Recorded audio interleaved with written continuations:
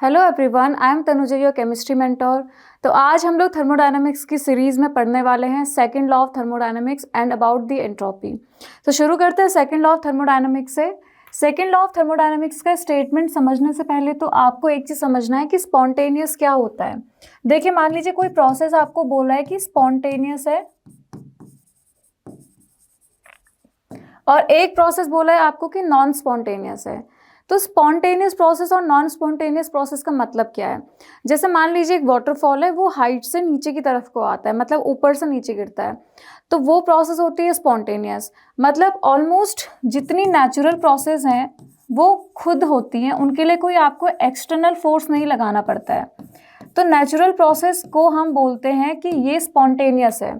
तो स्पॉन्टेनियस का सीधा सा मतलब ये है कि जो खुद हो रही हैं, आपको कोई एक्सटर्नल सोर्स नहीं लगाना पड़ रहा है, वो प्रोसेस हो गई आपकी स्पॉन्टेनियस। और नॉन स्पॉन्टेनियस होती हैं जो कि आर्टिफिशियल प्रोसेस हैं, यानी कि जिनमें आपको external pressure, external force apply करना पड़ रहा है। ठीक है, तो इसका स्टेटमेंट क्या है कि जितनी भी स्पॉन्टेनियस प्रोसेस होती हैं वो क्या है, इरिवर्सिबल हैं। इरिवर्सिबल का मतलब है, जैसे वाटरफॉल का मैंने आपको एग्जांपल दिया था, तो वाटरफॉल मतलब पानी ऊपर से नीचे आ रहा है, तो आप वापस से नीचे से ऊपर उसको नहीं ले जा सकते हो। तो जनरली जितनी भी आपकी स्पॉन्टेनियस प्रोसेस हैं, दीज आर इरिवर्सिबल। ठीक है, तो मैं यहाँ पे लिख सकती हूँ कि इरिवर्सिबल।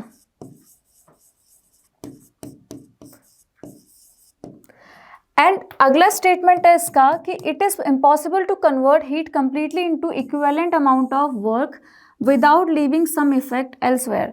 हमने फर्स्ट लॉ में ये देखा था, जो Q था, Q is equal to minus W. इसका मतलब ये है, जब आइसोथर्मल में हमने क्या पढ़ा था, delta U is equal to Q plus W, है ना। Delta U is equal to Q plus W.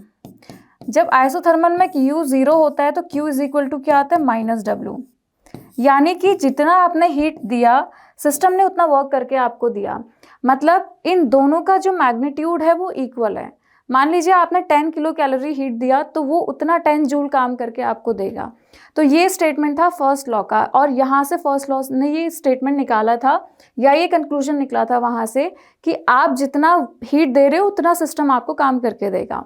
ठीक है, तो it is impossible to convert heat completely into equivalent amount of work, ये स्टेटमेंट था सेकंड लॉ का। इसके लिए आप पढ़ते हैं कार्नोट साइकिल या कार्नोट इंजन, हीट इंजन, ये फिजिक्स में आप लोग पढ़ते हैं। तो ये बोलता है कि जैसे मान लीजिए हम लोग क्या बोलते हैं, कोई भी बाइक है, उसका माइलेज होता है अराउंड 50 के आसपास, तो क्या वो 50 माइलेज हमको लेके देगा? ऐसा कभी नहीं होता, माइलेज कम ही होता है हमेशा, वो बस एक एडवर्टीजमेंट के लिए बोला जाता है। तो ये यही बोलेगा कि आप जितना भी हीट दे रहे हो उस इंजन को, वो कुछ ना कुछ चेंज इधर उधर सराउंडिंग में देगा और थोड़ा आपको वर्क करके देगा। ठीक है, अगला स्टेटमेंट है, the entropy of the universe is continuously increasing. मतलब हमारा जो एंट्रोपी है यूनिवर्स की, एंट्रोपी क्या होता है, अब यहाँ से आगे की एंट्रोपी क्या है, चलो इस स्टेटमेंट को हम समझते हैं आगे। एंट्रोपी के बारे में पढ़ते हैं। एंट्रोपी क्या है? एंट्रोपी है मेजरमेंट ऑफ डिसऑर्डरनेस और रैंडमनेस। मान लो आपका कोई सिस्टम है जिसमें बहुत सारे गैस के मॉलिक्यूल हैं, तो उनके बीच में बहुत ज़्यादा डिसऑर्डरनेस होगी, बहुत ज़्यादा रैंडमली वो मूव करेंगे हेयर एंड देयर, तो हम ये बोलेंगे कि डिसऑर्डरनेस बहुत ज़्यादा है। वहीं एक लिक्विड है आपके पास या एक सॉलिड है, तो उसमें मॉलिक्यूल के बीच में रैंडमनेस या डिसऑर्डरनेस कम है, तो हमने बोल दिया कि हाँ यहाँ पे डिसऑर्डरनेस कम है और गैस में डिसऑर्डरनेस ज़्यादा है। तो जो ये मेजरमेंट यूनिट होती है, जो इनका मेजरमेंट करती है कि कितना डिसऑर्डरनेस है, उसको बोला जाता है एंट्रोपी। तो एंट्रोपी बेसिकली कुछ नहीं है, ये बताता है डिसऑर्डरनेस या रैंडमनेस ऑफ द सिस्टम। ठीक है, जितना भी गैसियस मॉलिक्यूल्स में या कोई भी लिक्विड में या कोई भी सॉलिड में जितना डिसऑर्डरनेस है, वो कौन बताएगा? एंट्रोपी बताता है। एंट्रोपी एक स्टेट फंक्शन है, मतलब डेल्टा एस, इसको एंट्रोपी को रिप्रेजेंट करते हैं एस से। तो डेल्टा एस क्या हो गया? Change in entropy.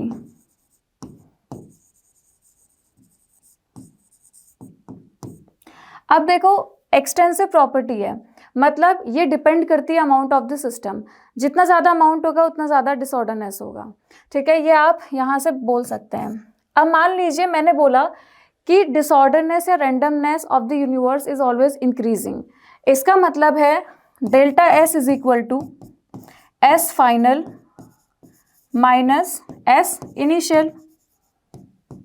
तो जब आपकी फाइनल वैल्यू ज़्यादा है और इनिशियल वैल्यू कम है, क्योंकि डिसऑर्डरनेस बढ़ रहा है, तो फाइनल वैल्यू क्या होगी, ज़्यादा और इनिशियल कम होगी, तो डेल्टा एस आता है पॉजिटिव। तो डेल्टा एस पॉजिटिव आना चाहिए किसके लिए, for spontaneous process, for spontaneous process और irreversible process.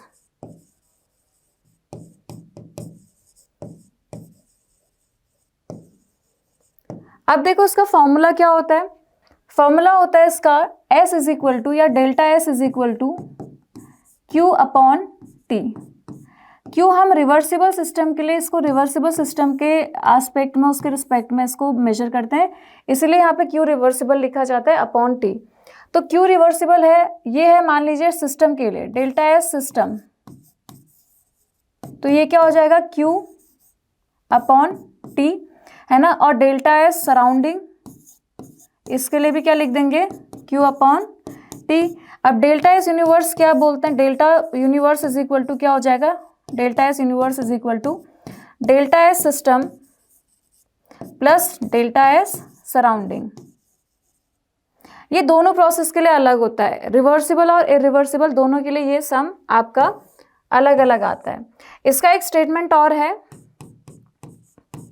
Delta S universe, जो ये डेल्टा S पॉजिटिव है ना यूनिवर्स के लिए ही actually, it is greater than zero, मतलब it should be positive for irreversible और स्पॉन्टेनियस प्रोसेस। ठीक है, तो अब हम आगे देखते हैं कि कंपैरिजन ऑफ एंट्रोपी, हम कंपैरिजन कैसे करते हैं। उससे पहले एक चीज देखते हैं, delta S universe is equal to delta S system plus delta S surrounding, ये हमने पढ़ा था, है ना। अब डेल्टा S सिस्टम मान लीजिए फॉर रिवर्सिबल,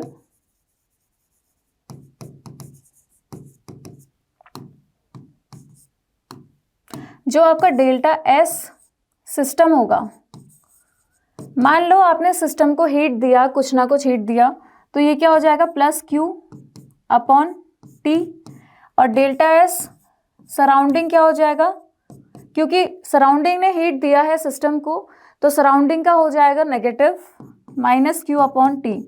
अगर मैं डेल्टा S यूनिवर्स में इसको रखूं, इस इक्वेशन को, तो ये दोनों कैंसिल आउट हो जाएंगे और ये आ जाएगा जीरो। तो delta S universe is equal to zero आता है किसके लिए, for reversible, for reversible change या प्रोसेस। लेकिन अगर मैं इरिवर्सिबल की बात करूं, मान लीजिए मैं बात करती हूँ इरिवर्सिबल की, तो delta S universe must be greater than zero या पॉजिटिव, ये किसके लिए, फॉर इरिवर्सिबल। ऐसा कैसे होता है, देखो इरिवर्सिबल है, दैट मीन्स सिस्टम और सराउंडिंग में जो टेम्परेचर डिफरेंस होगा वो अलग अलग होगा, वो सेम नहीं होगा। तो मान लो मेरा delta S system is equal to है प्लस Q अपॉन T1, और डेल्टा S सराउंडिंग है मेरा प्लस Q अपॉन T2। तो देखो T1 और T2 अलग अलग हैं, तो यहाँ से हमें पता चलता है जो डेल्टा S यूनिवर्स है, this is not equal to zero but greater than zero, that means positive. तो यहाँ से एक स्टेटमेंट आता है, इसका मतलब क्या है, इसका मतलब एक सीधा सा मतलब ये है, एंट्रोपी ऑफ द यूनिवर्स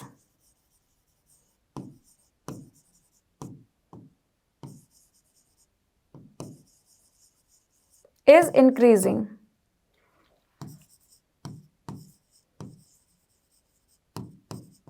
ये हमें यहां से पता चला, ठीक है। और रिवर्सिबल के लिए तो ये जीरो है, ये वाला पॉइंट आपको याद रखना है कि रिवर्सिबल के लिए ये आता है जीरो,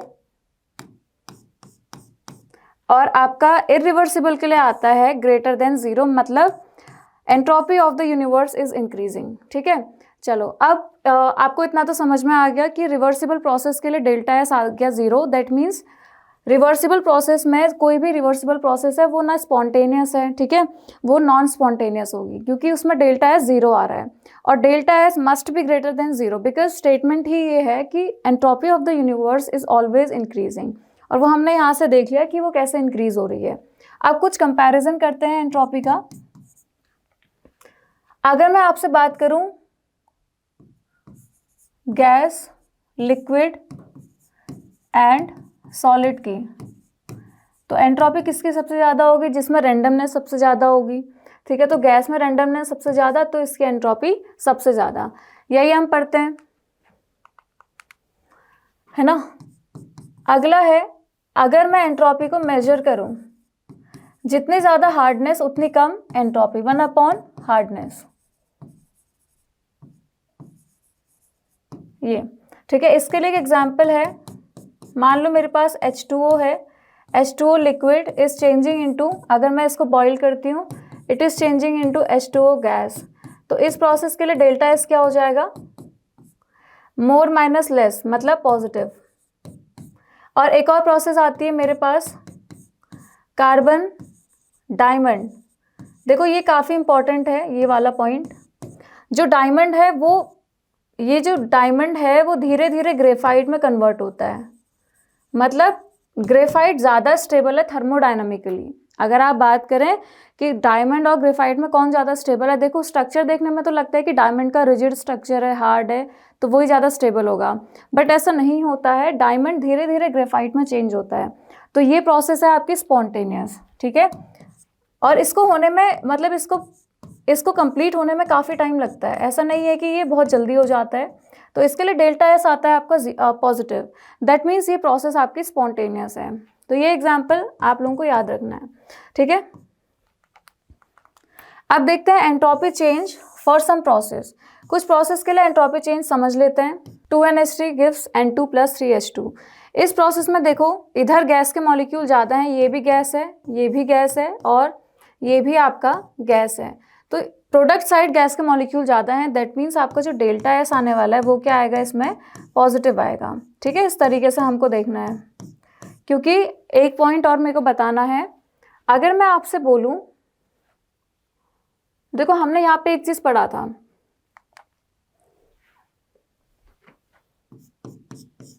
डेल्टा एस क्या होता है आपका? S final minus S initial. ये होता है कोई रिएक्शन के लिए। For any chemical change,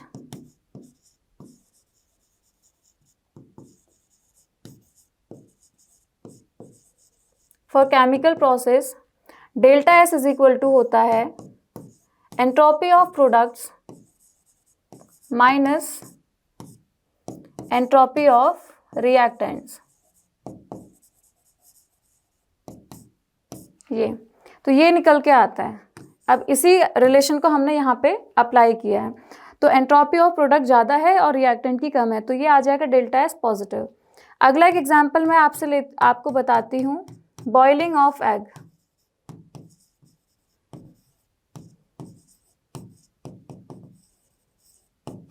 boiling of egg क्या होगा? देखो पहले जो एग होता है वो लिक्विड में होता है, जब आप उसको बॉईल करते हो, जैसे ही आपने बॉईल किया तो वो किसमें? एक हार्ड मास में कन्वर्ट हो जाता है ना, तो लिक्विड सॉलिड बन गया। अब यहाँ पे जो आपका एंट्रोपी होना चाहिए था वो क्या होना चाहिए था? ये बिफोर वाला है और ये आफ्टर, बिफोर बॉइलिंग और आफ्टर बॉइलिंग, ठीक है। तो यहाँ पे जो डेल्टा एस है वो आपको दिख रहा है कि वो क्या है? सॉलिड पहले ज़्यादा थी, बाद में कम है, ठीक है। तो ये क्या दिख रहा है आपको? नेगेटिव, बट ये नेगेटिव नहीं होता है, ये होता है delta S is equal to positive. ऐसा क्यों होता है? क्योंकि इनिशियली जो आपका एग होता है ना, उसमें कुछ प्रोटीन्स होते हैं जिसमें कॉइलिंग होती है। अब जैसे ही आपने उनको बॉईल किया तो वो कॉइलिंग ब्रेक हो जाती है, ऐसे या ऐसे वो कॉइलिंग ब्रेक हो जाएगी। तो कॉइलिंग ब्रेक होने की वजह से तो डेल्टा एस क्या हो जाएगा? ये है लेस रेंडमनेस, या आप बोलो यहाँ पे लेस रेंडमनेस है या डिसऑर्डरनेस है, और यहाँ पे मोर डिसऑर्डरनेस या मोर रैंडमनेस। इसीलिए ये प्रोसेस क्या होती है? पॉजिटिव। इसमें एंट्रोपी होती है पॉजिटिव, इस चीज़ की वजह से, ठीक है। तो ये चीज़ आपको एकदम ध्यान रखनी है कि ऐसा क्यों हुआ है। अब देखो ये तो हमने पढ़ लिया यहाँ तक, ठीक है। इसके आगे हम देखते हैं। देखिए वैसे हमने एक चीज़ देखी है कि आपने एक चीज़ बोली, delta S universe is greater than zero किसके लिए? For spontaneous process,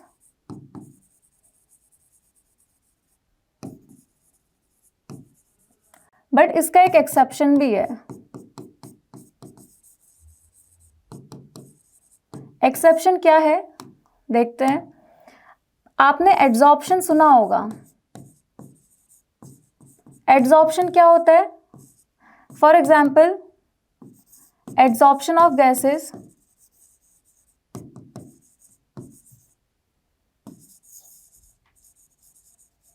over metal surface.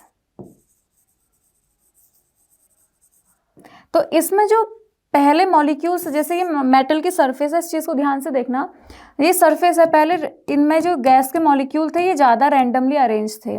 जैसे ही एड्सॉर्प्शन हुआ,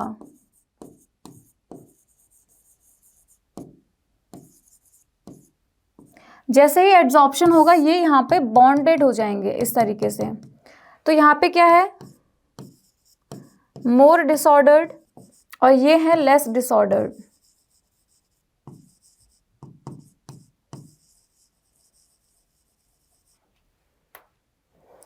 तो यहाँ पे डेल्टा एस होता है आपका नेगेटिव, लेकिन डेल्टा एस नेगेटिव होने के बाद भी ये प्रोसेस स्पॉन्टेनियस है, ठीक है,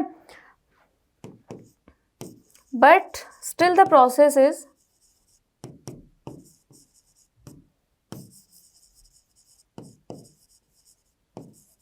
स्पॉन्टेनियस।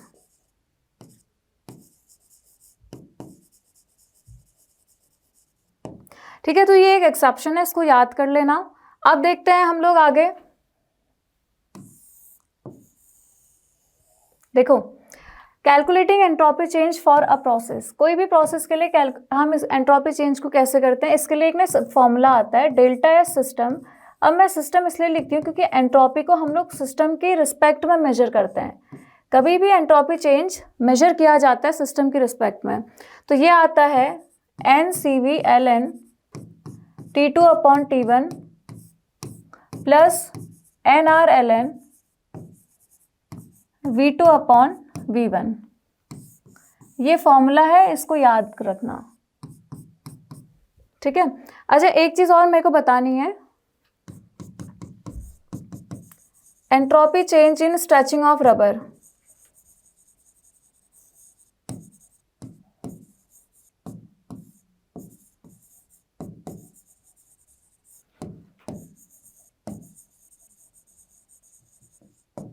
पहले रबर ऐसा था, बाद में स्ट्रेच करते आपने स्ट्रेच कर दिया तो वो कैसा हो गया? थोड़ा सा लेस डिसऑर्डर्ड हो गया। ये है आपका मोर डिसऑर्डर्ड,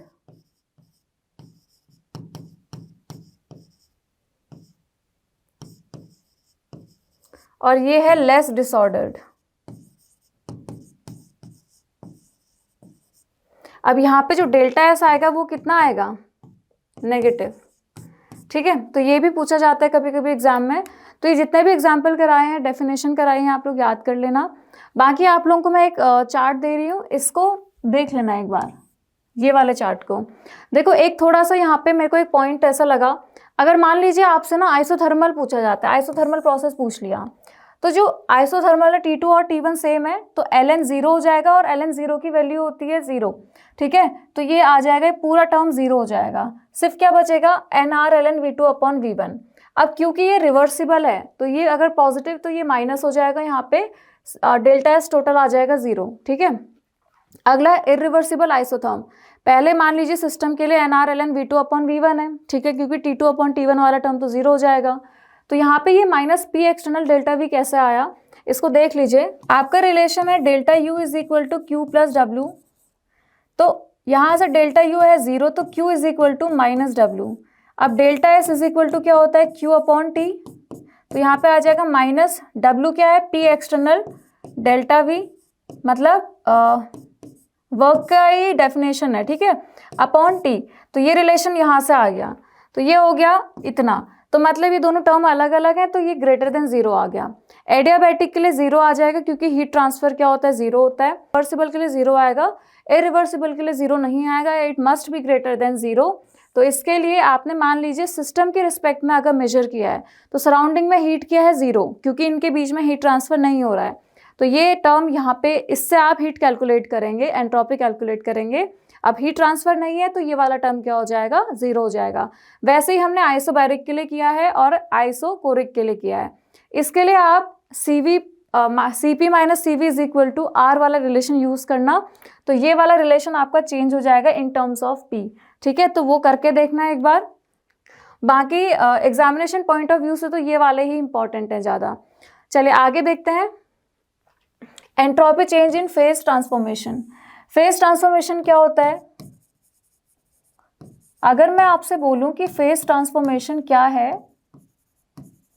तो देखिए फेज ट्रांसफॉर्मेशन का डेफिनेशन क्या है। इसमें होता है फेज चेंज, बट आपका टेम्परेचर रिमेन्स कांस्टेंट। टेम्परेचर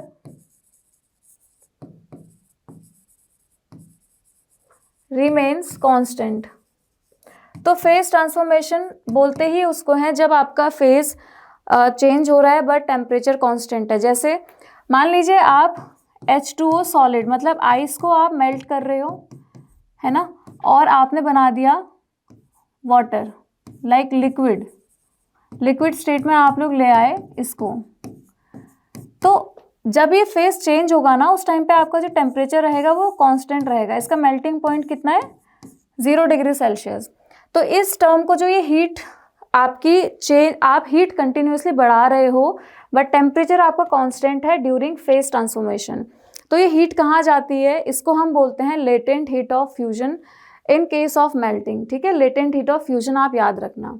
अब हम देखते हैं for melting, entropy change for melting. तो डेल्टा एस फ्यूजन, इसको ना फ्यूजन भी बोला जाता है, फ्यूजन और मेल्टिंग दोनों सेम है। Delta S fusion is equal to हो जाएगा। अब देखो एक चीज आपको पता है ना, heat change at constant pressure is called enthalpy change, और heat change at constant volume क्या होता है, डेल्टा यू होता है। ठीक है, तो ये दो टर्म मैं यहाँ पे यूज कर रही हूँ। तो क्यूपी क्या हो जाएगा, डेल्टा एच हो जाएगा अपॉन टेम्परेचर। टेम्परेचर कौन सा, इसका मेल्टिंग पॉइंट, ये वाला। ठीक है, अगला है heat entropy change for vaporisation.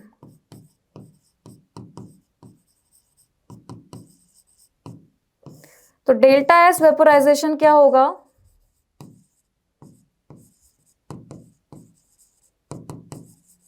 It will be equal to delta H upon temperature at its boiling point,